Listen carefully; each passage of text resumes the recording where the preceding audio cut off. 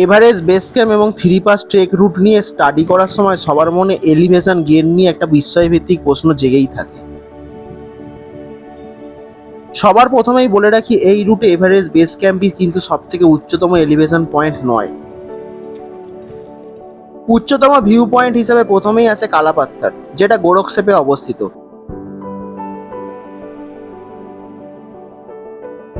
রাস্তাটা খুব একটা দুর্গম নয়, ধীরে ধীরে 1 পা 2 পা করে ভিউ পয়েন্টে উঠে পড়তে পারলেই পৃথিবীর সর্বোচ্চ শৃঙ্গের সাথে পুরো 360 ভিউ জুড়ে হিমালয়ের অপরূপ সৌন্দর্য পরিলক্ষিত করা যাবে।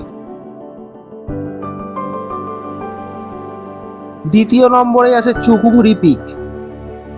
ভীষণ খাড়া এবং চ্যালেঞ্জিং এই পিচের রাস্তা, করতেই হবে এমন কোনো বাধ্যবাধকতা নেই। তৃতীয় নম্বরে আছে কোংমালা পাস, যেমন চ্যালেঞ্জিং তেমনই ভয়ঙ্কর সুন্দর। মনকে শক্ত রেখে রাস্তা খুঁজে একাকী যাওয়াটা সত্যিই চ্যালেঞ্জিং। আর নামার পথটা বাবরে, সে যেন খুঁজেই পাওয়া যায় না।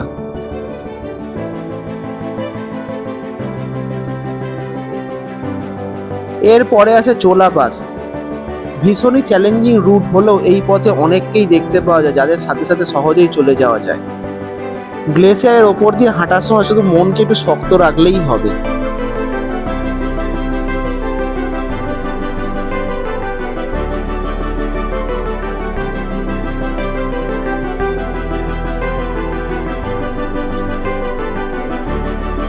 এরপরে আছে সকলের dream destination Everest base camp. সমস্ত উচ্চতা পার করে আসার পরে আবেগপূর্ণ অনুভূতি থেকে অনায়াসে এখানে চলে আসা যায়, খুব একটা অসুবিধা হয় না। তবুও গ্লেসিয়ার দিয়ে হেঁটে আসার সময় সাবধানতা অবলম্বন করা ভীষণভাবে জরুরি। 3টি পাসের মধ্যে সর্বশেষ যেটি আছে সেটি হলো রেঞ্জোলা পাস। এটা বলতে গেলে সব থেকে সোজা ট্রেল। গোকিও লেকের সাথে সাথে 360 ভিউতে চোখ মেলে হিমালয়ের অপরূপ সৌন্দর্যকে দেখার সেরা উপলব্ধি বোধহয় এখান থেকেই পাওয়া যায়।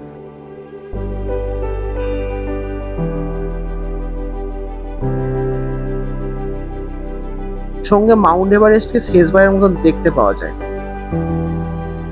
সব শেষে আছে ডিঙ্গোচের নাকারসাং পিক। যারা কোনোদিনও পিক আরোহণ করেনি তাদের কাছে এই ছোট পিকটা বেশ ইন্টারেস্টিং পার্ট হয়ে দাঁড়াবে। তাহলে এলিভেশন নিয়ে আশা করছি ভয় তো কেটেই গেল।